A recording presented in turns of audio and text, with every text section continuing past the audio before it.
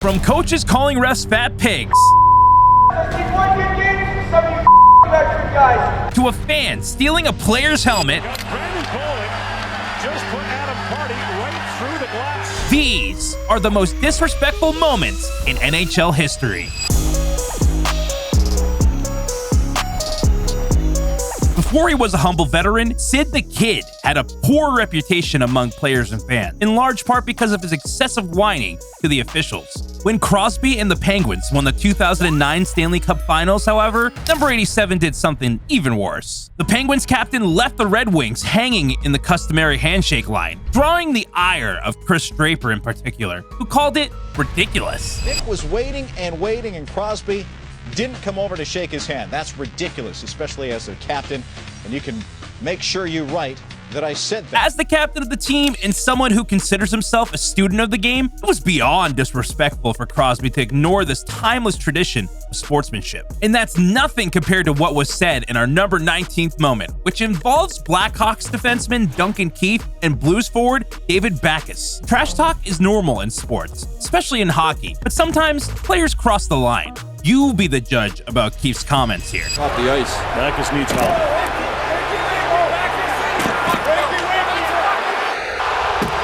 While Keith later said he wasn't sure what he said to Backes, the on-ice mics clearly picked up him saying, "Wakey, wakey," which is more than a little tone deaf considering Backes was clearly concussed. Brent Seabrook, who laid the initial hit on Backes, was suspended for 3 games. His hit, however, was enough to wakey the Blackhawks out of their slumber as they won 4 consecutive games to win the series 4-2. You probably heard of the phrase, taking the licks. It often refers to getting punched, and Ryan Callahan of the Lightning probably wishes that's what happened in our number 18th moment.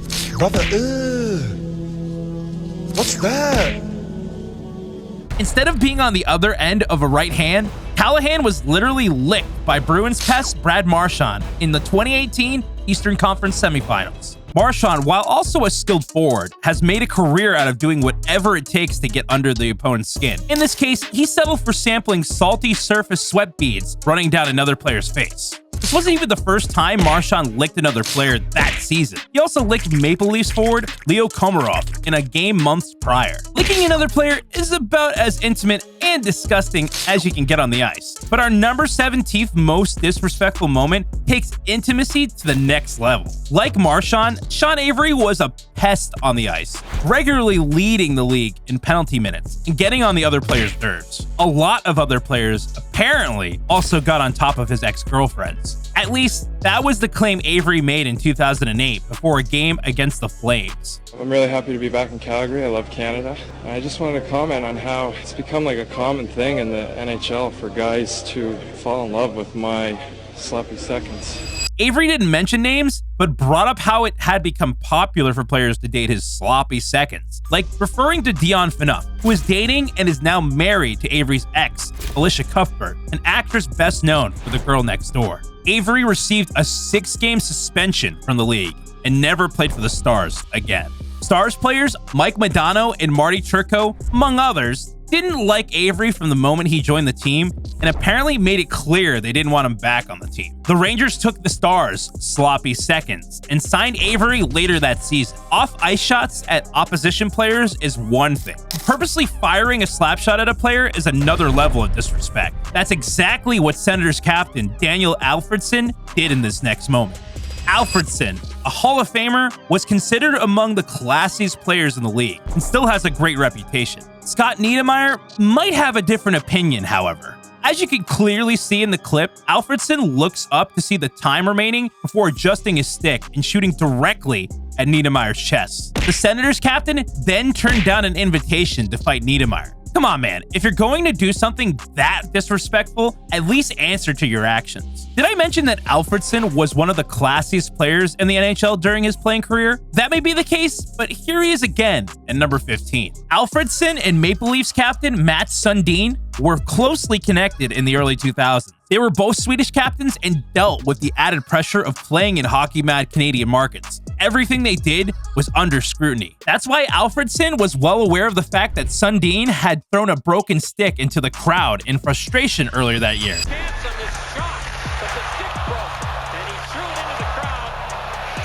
During a later game in Toronto, the Senators captain broke his stick and faked as if he was going to toss the twig into the crowd. Here, Daniel Albertson will break his stick. Away it goes. Watch this. Oh.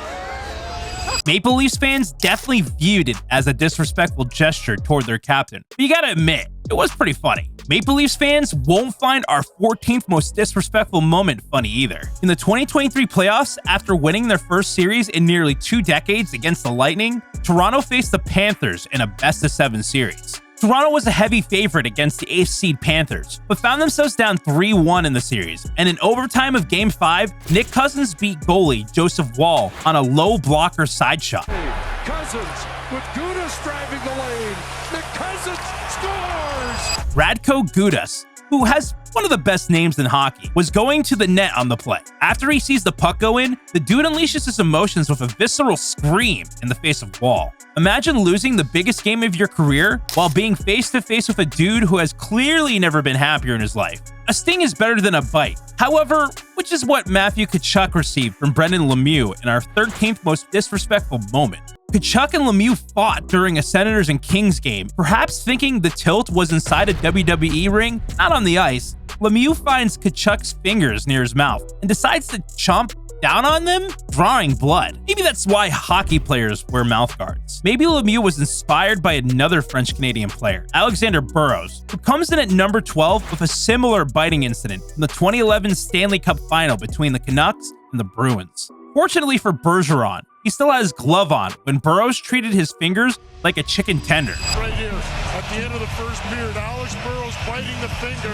But talk about disrespect. Bergeron's teammate, Milan Lucic, taunted Burrows with a finger gesture in the next game of the series. The Bruins won the Stanley Cup, so at least Bergeron got a ring to cover the bite marks. For our number 11th moment, let's ask Patrick Waugh about Stanley Cup rings. Waugh and the Avalanche were playing Jeremy Roenick in the Blackhawks in the playoffs in 1996. Roenick scored an incredible goal early in the series.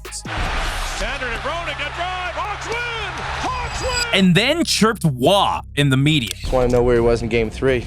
Probably getting his jock out of the stands out of the Rafters United Center, man. Waugh responded with one of the most iconic lines in NHL history. I can't really hear what Jeremy says because I got my 2 Stanley Cup rings plugged in my ear.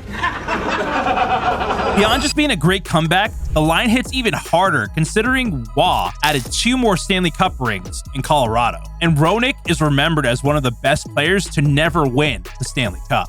Don't get me wrong, the NHL needs more personality and over-the-top celebrations, but this celly from Alex Ovechkin was downright egregious.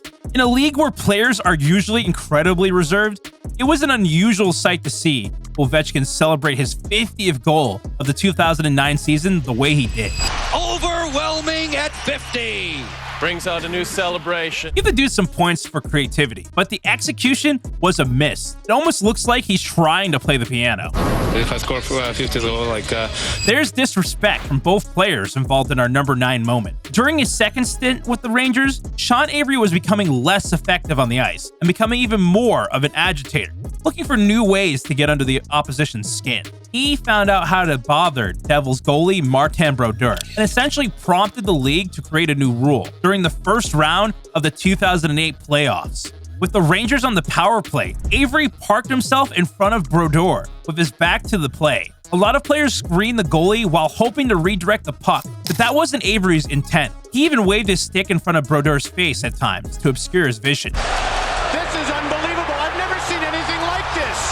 The following day, the league clarified this type of screening would result in an unsportsmanlike conduct penalty. New York won the series, but Brodeur refused to shake Avery's hand. Avery, ever the wordsmith, said this post-game: "There are unwritten rules in every sport, and hockey is no different."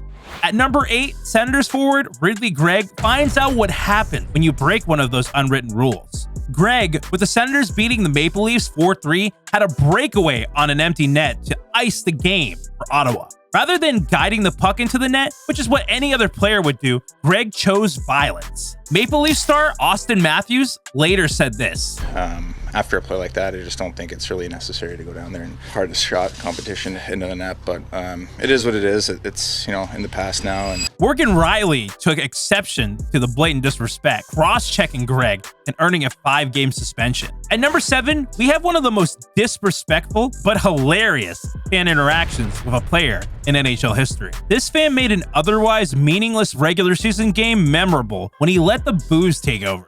After Blackhawks forward Brandon Bullock hit Jets defenseman Adam Party through the glass, players on both teams began fighting. Take his helmet off him, reaching over, and he tore the chin strap off. That's when this dude grabs Party's helmet and puts it on his head. How do I look, sweetie?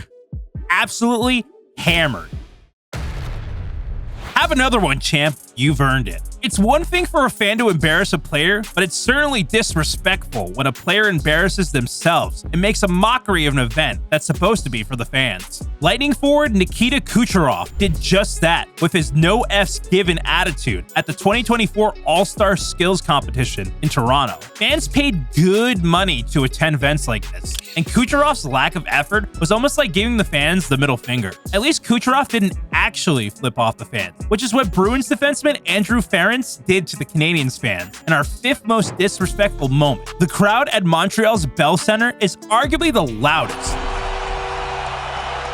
and most passionate in the league. That kind of passion and intensity often draws reactions from visiting players. Although Ference, as far as we know, is the only player to give the Habs fans the finger after scoring a goal. Ference initially said his gesture was the result of a glove malfunction, which is a hilarious defense. Completely apologize to how it looks, but I can assure you guys have covered me long enough to know that that's not part of my repertoire. I was putting my fist in the air, so. A little more than a year later, he admitted his emotions got the best of him. Like, true story, those were brand new gloves that game. We've seen a player get jumped for scoring an empty net goal the wrong way, but Dale Hunter took things a step further in the 1993 playoffs, where his Capitals played the Islanders. The Islanders led 4-1 in the deciding game of the series when Hunter coughed up the puck to Pierre Turgeon. The Islanders forward scored a beauty, but when skating along the boards, was jumped by Hunter. He suffered a separated shoulder and missed all but one of New York's remaining playoff games that year. There's another disrespectful blindside hit in our list at number 3, as Flames defenseman Dennis Wideman says, "Get the hell out of my way," and shoves the linesman to the ice. For some context, Wideman was hit and clearly shaken up a few seconds earlier. He skates to the bench with his head down and seemingly catches the lineman at the last second. But rather than skate around the official, he decides it's easier to clear him out of the way. Wideman was suspended for 20 games while the linesman, Don Henderson, sued the Flames and Wideman for $10.2 million in damages, claiming his injuries have kept him from working. We've seen some disrespectful celebrations, but none were as bad as Artem Ansimov's point-and-shoot celly on goaltender Matthew Garrett, which lands at number 2 on our list. Sportsmanship is especially important in hockey. Even a harmless and silly celebration is considered excessive and over the top. So you can easily imagine how players reacted when Ansimov used his stick as a gun and takes aim at Garrett after scoring.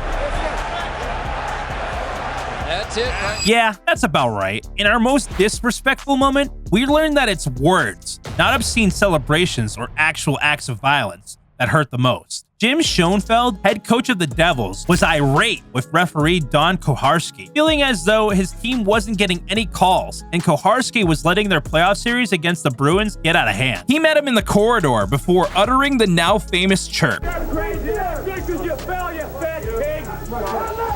Simple, yet effective, ruthless, and incredibly disrespectful. Koharski recently said that he still gets fans shouting, "Have another donut," to him in the streets. Imagine that following you around for decades.